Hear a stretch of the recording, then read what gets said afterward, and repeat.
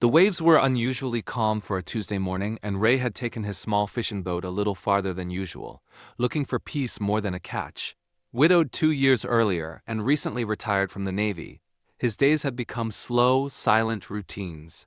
That morning, as he reeled in his second empty line, something strange caught his eye, a shape moving in the water, too big for a seal, too smooth for a dolphin. He squinted against the sun, heart skipping a beat, when the creature began swimming directly toward his boat. At first, he thought it was a trick of the light, some piece of floating debris, or a confused animal. But as it got closer, the golden form became unmistakably clear. It was a lioness, her head just above the surface, eyes wide with exhaustion and desperation. Salt water streamed from her muzzle, and her movements were sluggish, deliberate, but filled with purpose. Ray's body locked up. A lioness. In the open ocean, swimming to him. His instincts screamed to start the engine, to put distance between himself and the wild animal. But something in her eyes kept him frozen in place. Not aggression, not fear, but something hauntingly close to pleading. She was barely keeping her head above water now, paws slapping weakly against the waves. It wasn't natural. It wasn't even possible. And yet she kept swimming toward him like he was her only hope. Ray grabbed his radio, but the static reminded him it hadn't worked properly in months. No cell signal either, not this far out. Just him, a 30-year-old fishing boat, and a drowning apex predator making direct eye contact. As the lioness reached the hull, she didn't growl or roar. She simply placed one massive paw on the side of the boat and held it there. Ray's breath caught in his throat. This animal wasn't hunting, she was asking. He moved slowly, unsure of what to do, his training offering no guidance for ocean rescue of terrestrial predators. The lioness tried to pull herself up, her claws scraping the fiberglass with a sound that made him flinch. Her body was trembling violently now, soaked and heavy, muscles failing. Ray knew that if he did nothing, she would slip beneath the surface and disappear. And somehow, the thought of that felt unbearable. With trembling hands, he tossed a rope ladder over the side, unsure if she'd even understand. But she looked at it, then at him, and tried again, this time using her shoulders, her whole frame. The ladder shifted, the boat rocked hard, and Ray held his breath as she climbed onto the back deck like some mythic creature pulled from a dream. She collapsed immediately, panting, salt-crusted fur steaming in the morning sun. Ray stood motionless, too stunned to move, too afraid to even blink. The lioness lay still, her chest rising and falling rapidly, ribs visible through her drenched coat. Blood stained the fur on one leg, but he couldn't tell where it came from. He backed away slowly, grabbing an old towel, some water, anything he thought might help, still half expecting her to lunge. But she didn't. She just lay there, completely spent. He thought of his wife, of the stories she used to write about impossible animals and unlikely friendships. She would have known what to do. She would have already named the lioness. Ray knelt a few feet away and slid the bowl of water forward. The lioness sniffed it, then began to lap at it desperately, spilling half across the deck. Her eyes never left his, not for a second. The sky grew warmer, but the chill in Ray's spine remained. He couldn't explain what was happening. He didn't know where she had come from, or how long she had been swimming. All he knew was that this moment, this impossible, fragile moment, was real. The sun glinted off the ocean as Ray sat beside a half-drowned lioness on his boat, knowing nothing would ever be the same again. As he reached slowly toward the radio again, hoping for a miracle signal, the lioness let out a low, guttural sound, less like a growl, more like a cry. It echoed through the empty sea like a prayer, and deep down, Ray understood. Someone had left her out there to die, and now she had chosen him to survive. Ray stared at the lioness, unable to believe what he had done or what she had done, or was now a full-grown predator on his fishing boat, drenched, injured, and completely out of place. Every logical part of him screamed to call the Coast Guard, alert wildlife control, do something. But no part of this was logical. She had come to him, and something in her eyes told him she wasn't a threat, she was broken. He approached cautiously, holding a bucket of fresh water, pouring it slowly near her mouth as she lay still, sides heaving. Her eyes flicked open but didn't show fear or anger, only exhaustion and something that looked eerily like trust. Ray had spent most of his life reading threats, recognizing danger long before it arrived. This wasn't that, this was a creature at the end of her strength, barely holding on. He noticed the wound now deep, raw, just above her front leg, possibly from a harpoon or some kind of man-made weapon. His heart sank. She hadn't been lost accidentally. Someone had done this. Someone had brought a lioness out into the ocean and abandoned her, wounded, to drown. It was beyond cruelty. It was evil, and now somehow she was his responsibility. Ray opened the storage compartment and found a roll of gauze, part of a forgotten first aid kit. With careful hands, he approached, letting her smell him again. She didn't move. He pressed the gauze gently to the wound, wincing at her flinch, but she didn't strike. She simply endured it. Ray had seen this look before in wounded soldiers, in grieving widows. It was the look of something that had already survived more than it should have. He realized he had a choice. He could head back to the marina, call the authorities, and hand her over, likely to be tranquilized, caged, maybe euthanized. Or he could wait, try to stabilize her, trust the instincts that had kept him alive through wars, storms, and the loss of the only person he ever loved. He looked at the lioness again. She didn't need a cage. She needed a chance. The radio crackled briefly, one of those frustrating blips that promised signal but gave no help. Ray sighed, slumped in his chair, and glanced over at her again. She had shifted slightly, her body curled in tighter, tail twitching faintly. It was surreal to see such power folded into such vulnerability. He muttered under his breath, "You and me both, huh?" It was the first time he'd spoken out loud to anyone in days. By late afternoon, the wind picked up, and he knew he had to make a decision before weather turned. The marina was too far now. He changed course toward a private inlet, an old Navy supply dock no longer in use. He'd anchor there, out of sight, and wait. As he turned the wheel, the lioness stirred but didn't resist. She watched him, her golden eyes tracking every movement. Somehow, she understood he wasn't running from her. He was trying to protect her. As the boat creaked toward the coast, Ray thought about what he would say if someone found them. She was drowning. What was I supposed to do, let her die? He already knew they wouldn't understand. Most people wouldn't believe him, a lioness alone in the ocean, who would accept that story without calling him delusional. But it didn't matter. She was real. Her pain was real, and now her survival depended on him. He finally dropped anchor just before sunset, tucked behind a cluster of rocky outcrops that shielded them from view. The lioness hadn't moved much, though her breathing had slowed to something more steady. Ray laid out an old tarp, more water, and the rest of his bait fish in case she was hungry.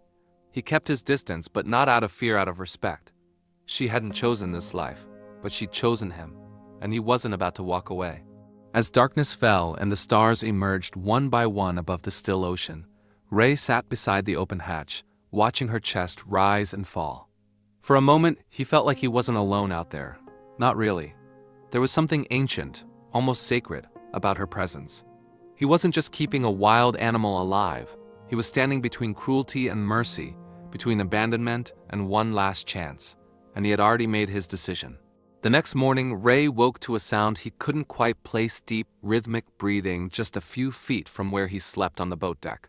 The lioness had moved during the night, crawling from her corner to lie near him, her head resting against the bench where he'd sat for hours. It wasn't threatening. It was something closer to trust. He didn't move right away. He didn't want to break the moment. The wound looked cleaner now.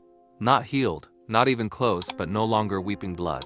She had eaten 2 of the fish he'd left near her and lapped up the rest of the water. Ray crouched beside her and checked the bandages, changing them slowly, gently. She let him. No snarling, no protest. Just that same calm, steady gaze. For the first time, Ray whispered, "You're not just surviving now. You're fighting." And she was. Later that day, a small drone buzzed overhead, likely from a nearby yacht or a beach patrol. Ray cursed under his breath and pulled a tarp over the lioness, hoping the footage wouldn't reveal much. He knew it was only a matter of time before someone started asking questions. You can't hide a lion forever, even out here. But the thought of her being taken, caged, or worse, it lit a fire in his chest he hadn't felt in years. Ray called an old Navy buddy that night, one who owed him a favor, and ran security for a private wildlife refuge up the coast. He didn't explain much, just said he had an animal in trouble and no time to lose. There was silence on the line before the man said, "Bring her. I won't ask anything until you get here." Ray ended the call with shaking hands, knowing the risk, but also knowing it was the only shot they had.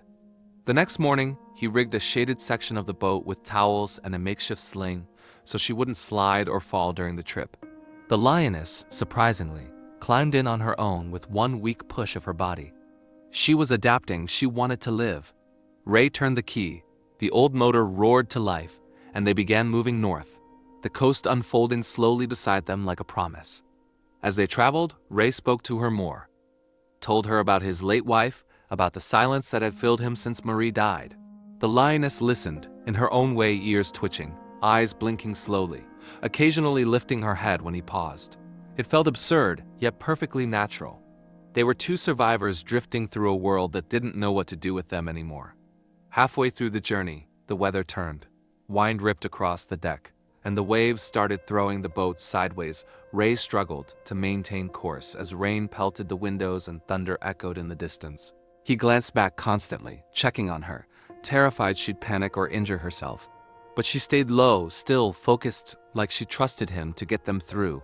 That trust was the anchor that kept him going. They reached the hidden dock just before dusk, soaked and exhausted.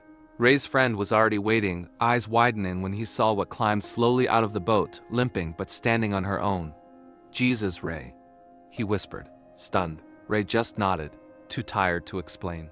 Together, they led the Lioness through a narrow trail to a hidden enclosure, huge, quiet, full of trees and fresh water. A sanctuary. Finally, as she entered the open gate, the Lioness stopped beside Ray. She looked at him, really looked, and for a second, he saw something ancient in her eyes. Not gratitude. Something deeper. Recognition. She stepped forward, paused, then turned her head one last time like a goodbye. Then she walked into the trees, disappearing into the soft shadows, swallowed by freedom. Ray didn't speak for a while. He just stood there, staring at the spot where she vanished. His chest ached, not with loss but with something he couldn't name. He hadn't just delivered her to safety. He had delivered himself from isolation, from silence, from grief. Somewhere between the waves and the roar of that storm, he had remembered what it felt like to matter again.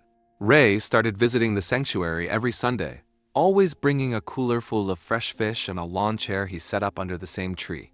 Sometimes he saw her watching from the trees, golden eyes blinking through the leaves. She never came close, but she was always near. That was enough. She was alive. She was free, and she remembered him. The staff had named her Mara, after a Swahili word meaning bitter, though Ray thought it didn't suit her anymore. Her body healed quickly, but her spirit took more time. Still, she grew stronger, more curious, climbing logs, sunning herself on rocks. She became the quiet heart of the refuge, a creature too wild to pet, but too gentle to fear. People came just to see the Lioness from the sea. Ray, once the silent old man at the docks, began telling her story when asked. Not the version about shock or danger, but the version about resilience, about what it means to be chosen by a creature with nothing left. He'd always end with the same line. She didn't swim to survive. She swam to someone. It made people pause, and many, quietly, understood. The sanctuary invited him to speak at a fundraiser, and he almost said no. But then he looked at the photo on his mantle, Mara, lying on the boat, soaked and broken, her paw against the fiberglass. He said yes. That night, he stood on a small stage and told a room full of strangers how one lioness saved a man who had stopped saving himself. There wasn't a dry eye in the room. After that night, donations to the refuge doubled. A new section was built, larger, safer, more natural, and named the Mara Enclosure, with a plaque beneath reading, "For all those who are never meant to be alone." Ray visited it the day it opened and sat quietly beneath the trees, feeling Marie's presence more than ever. The wind moved softly through the leaves, and for the first time in years, he felt completely at peace. Ray adopted a new routine: morning coffee at the same dock. His boat now mostly unused but always cleaned, waiting. He became known in town not as the widower, not the Navy vet, but as the Lion Man. Kids waved at him, teenagers asked for photos, and the local paper printed a follow-up titled, "The Day the Ocean Brought Her to Him." He kept a copy folded in his wallet. Every now and then, a new rescue would arrive at the sanctuary, injured, frightened, lost. Ray always volunteered to be the first, to sit quietly nearby, not saying anything, just offering presence. Animals, like people, didn't always need fixing. Sometimes they just needed someone willing to stay when it got dark. And that was something Ray had learned to do. One evening, as the sun bled into the horizon, Mara approached him for the first time in months. No barrier, no food, just her and him in the quiet. She sat beside him, their shoulders nearly touching, and let out a soft, rumbling sound. Not a growl, not a warning, something closer to a sigh. Ray didn't move. He just looked at her and whispered, "I missed you too." He didn't just save a lioness from the ocean. He saved the part of himself that still believed in connection, in instinct, in something bigger than pain. The sea had taken so much from him, but that day it gave something back. Something wild, wounded, and real. And for the rest of his life, Ray would remember that moment as the day he started living again.